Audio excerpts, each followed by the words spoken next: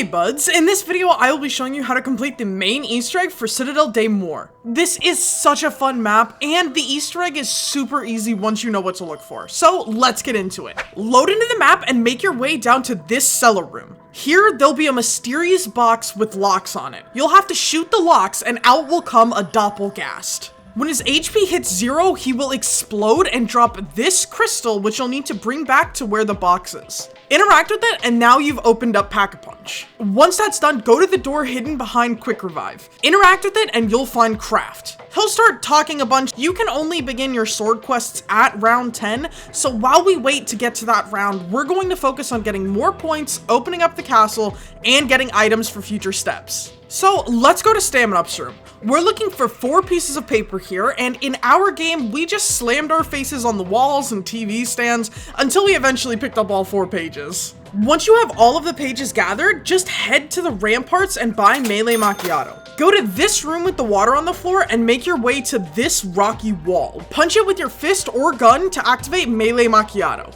The wall will break down and reveal tiles with many different symbols on them. Now we've got to head to the init spawn. And on the tables in the bar, there will be 6 different empty bottles scattered around. Find the bottle with Roman numeral 1 on it and interact with it, and a blue symbol will show up on the bottom. Mark this down somewhere because we've got to go around and do the same thing for 5 other bottles, and we need to remember these new symbols. The symbols that spawn after interacting are always different, but the numbers on top stay the same. They're always in the same spots, so let me tell you where those are. 1 is on the bar's counter, 2 is on the table next to the armory, 3 is by the basement steps, 4 is on top of the balcony, 5 is on the table directly across from the second bottle, and the 6th is in the corner behind this door.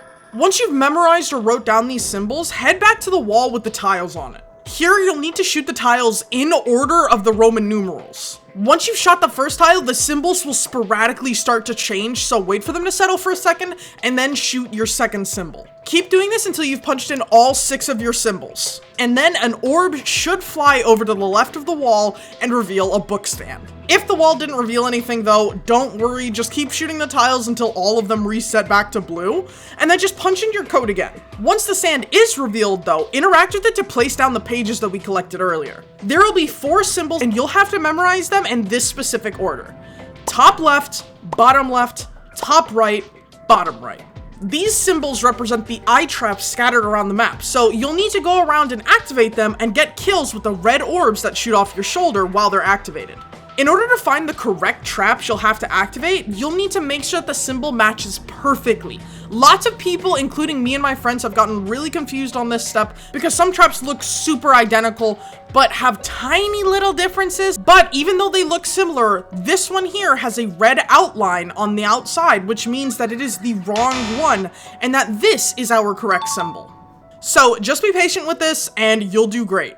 By now, you should be past round 10, so now we can get to build some of the elemental swords. So, starting off with a stag sword, make your way to the dining hall where Vulturade is. Continuously kill zombies until you find this buckethead-looking zombie wearing a knight's helmet. Kill him and pick up his stamp. Go in front of this knight closest to the lion graffiti and interact with it, and you will be given the base stag sword. Now, in order to upgrade this, we're gonna need 3 different lightning rods, and you can get these in any order, so here are the locations and what you'll need. For this first location I'm going to be showing, you need to have Deadwire equipped onto one of your normal guns, and you need to make your way over to Speed Cola. Look down this alleyway and shoot at this electrical box. And just like in Terminus, this will send electricity shooting up to an antenna, which will drop a lightning rod. The second location is right next to Deadshot Daiquiri and will be leaning on the hay bales, and you just have to interact with it to pick it up.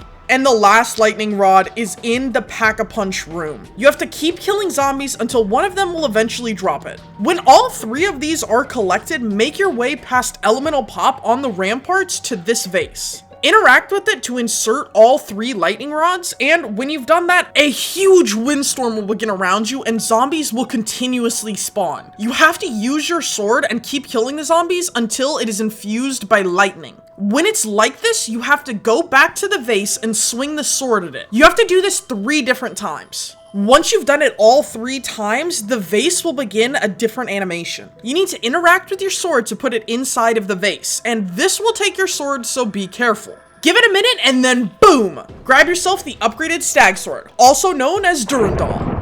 The second sword, and the trickiest if you don't know what you're doing, is the Raven Sword. Go to the dining hall and find that wannabe night zombie again. Kill him and pick up his stamp. Go to this statue closest to the dragon graffiti on the wall and pick up the base Raven Sword. Now you need to go into the alchemical lab, and there will be an antique looking item on the bookshelves or tables in this room.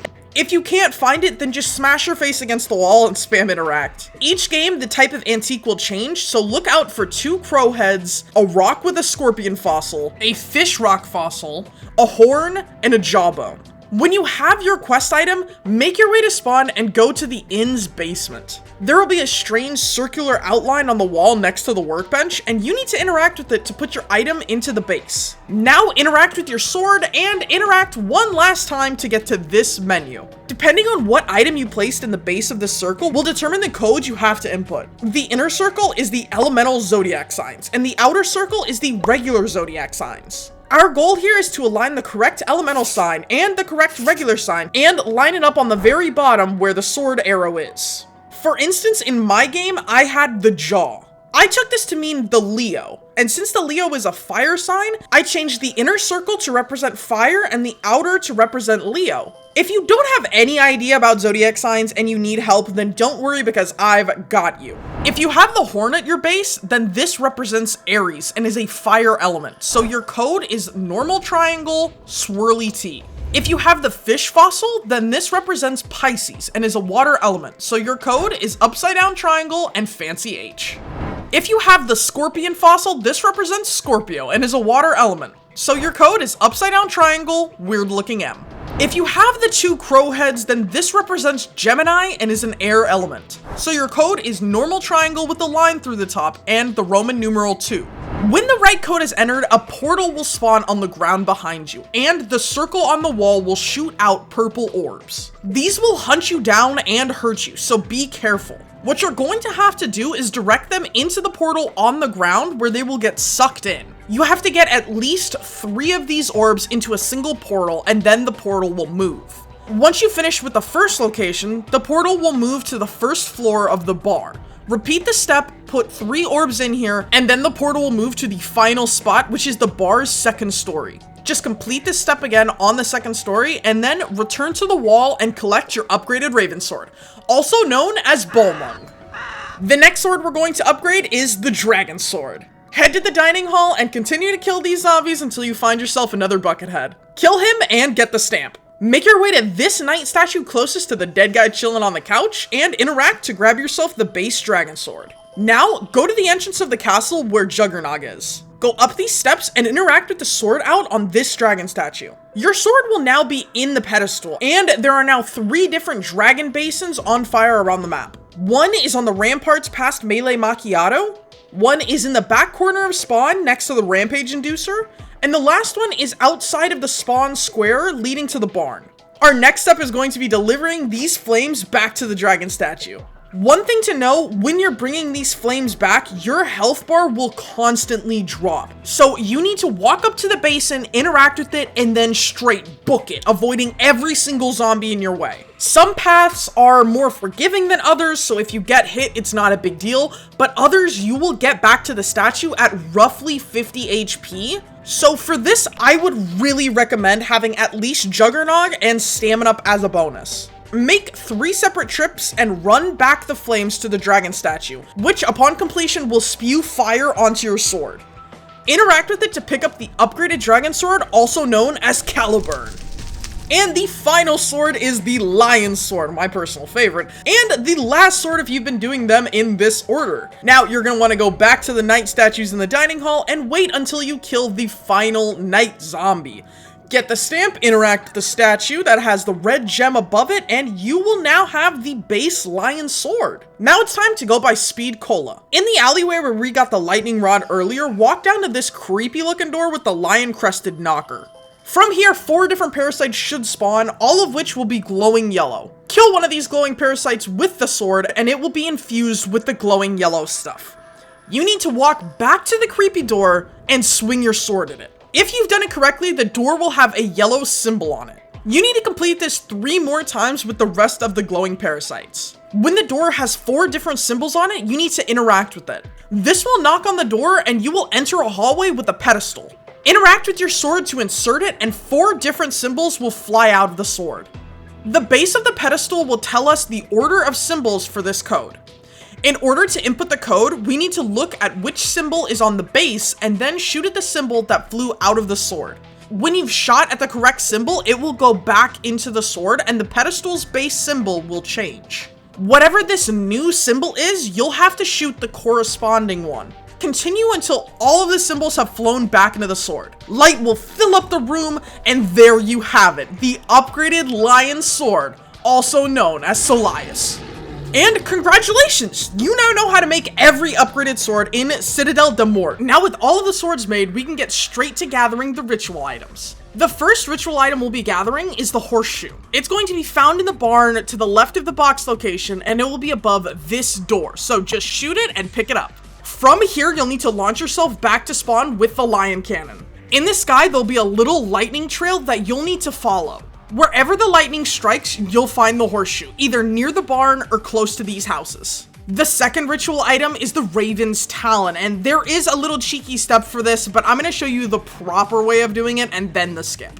Go to the Pack-a-Punch room and take the sewer chute. At the very end of the sewer, right before you get thrown out back to spawn, there will be a raven to the right. You have to shoot the raven and Krafft will start talking. The chute should kick you out and you'll be in spawn now, and you'll need to run straight forward and shoot the raven again.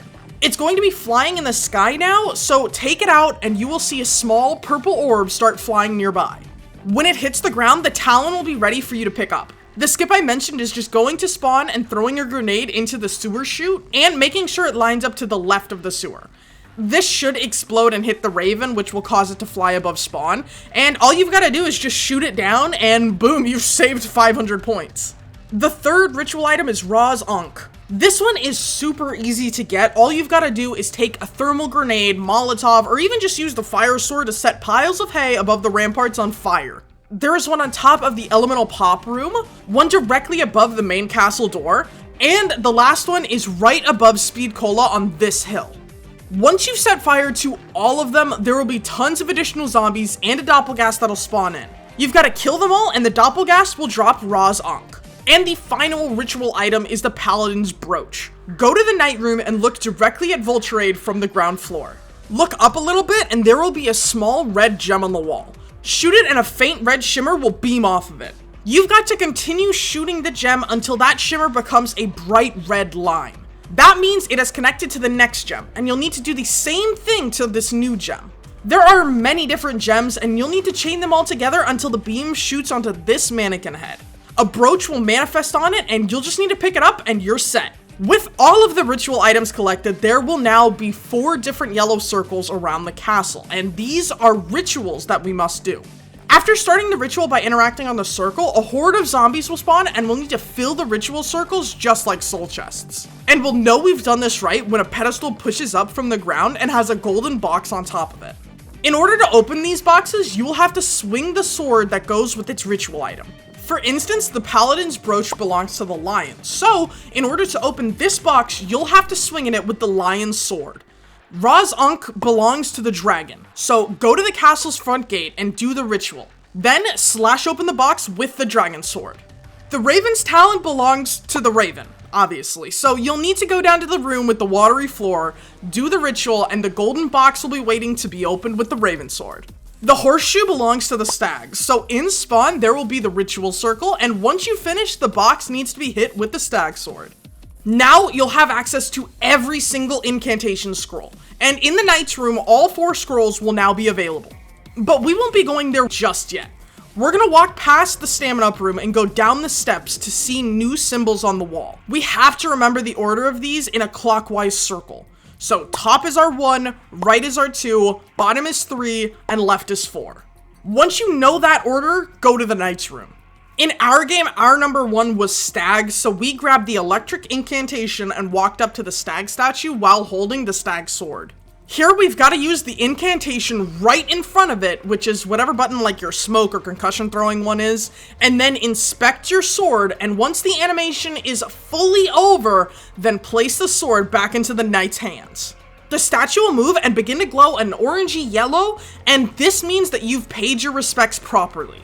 Now we've got to do this for all 3 other statues in the order on that wall. And since the wall's order is different every single game, I can't tell you a specific order, but whatever the symbols are in your game, just remember 1, 2, 3, and 4. Like I said, the stag sword will need the electric scroll, the lion sword will need the light scroll, the raven sword will need the dark scroll, and the dragon sword will need the fire scroll. When all of the respects have been paid, then there will be a glowing white light that will shoot out of each knight and into the middle of the room. This will spawn in the Mystic Orb, and all you've got to do is pick it up. You will now need to take this orb and go to one of the many metal holders around the map. So for the stag, raven, and dragon orb filling, you will need to get elemental kills. These holders are all roughly in the same area as their rituals. So for the stag sword, you can use the lightning ability, shock charges, dead wire kills, energy charge, or the electric incantation to fill the orb that's in spawn.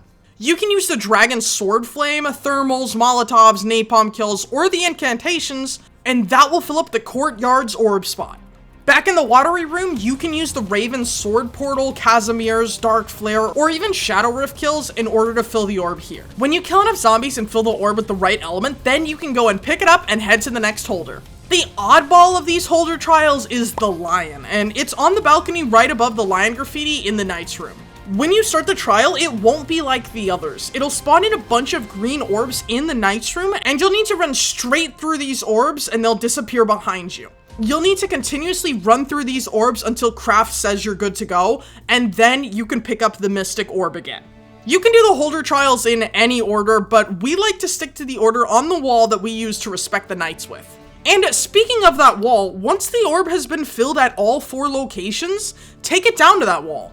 Interact with it and place the orb in this holder. The wall will shift and open up into a secret study.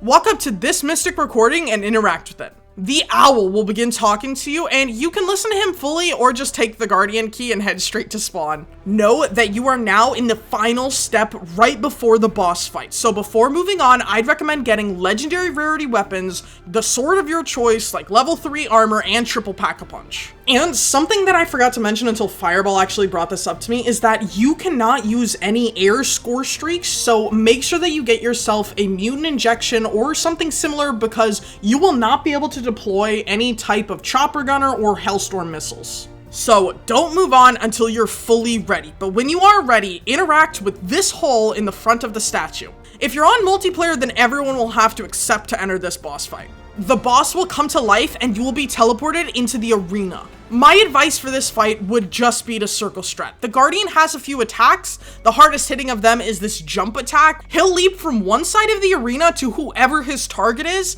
and the ground will have this small red indicator, so make sure you slide or run out of this. If you get hit, it does a pretty good amount of damage and will knock you up into the air, so I'd suggest having the Stamina Up Augment Freefaller equipped to avoid even more fall damage. His other attacks, though, are pretty simple and don't do that much damage. He either stomps his foot or swings his hammer at you, but he can also spit fireballs out of his mouth on stage too. So obviously, slide away from these attacks or avoid the fire.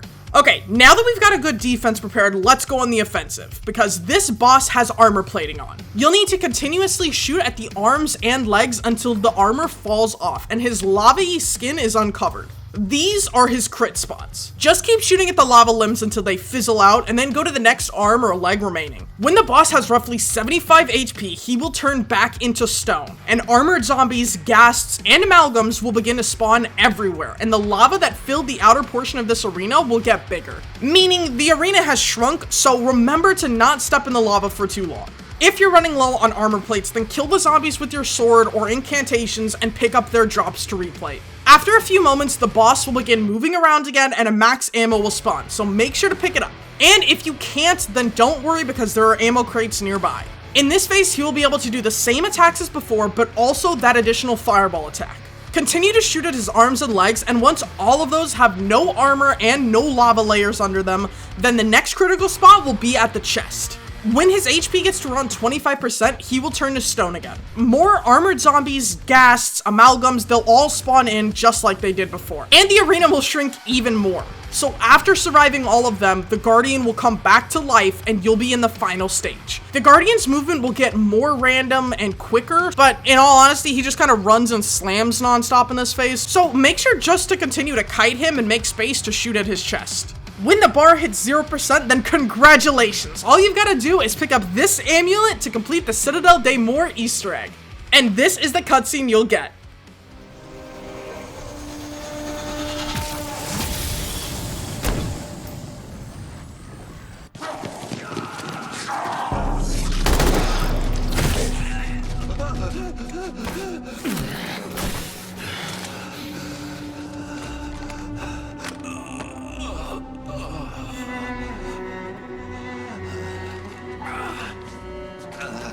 Krafft, we need to know, what do we do with the amulet? Take it to the excavation site. But beware the Sentinel artifact. It could consume you. And Richtofen, where is he? We know he contacted you. Please. Please don't kill him. He is my son. He's your what? I don't think he knew he was raising a monster. Until it was too late. And the dig site he mentioned. It is not far.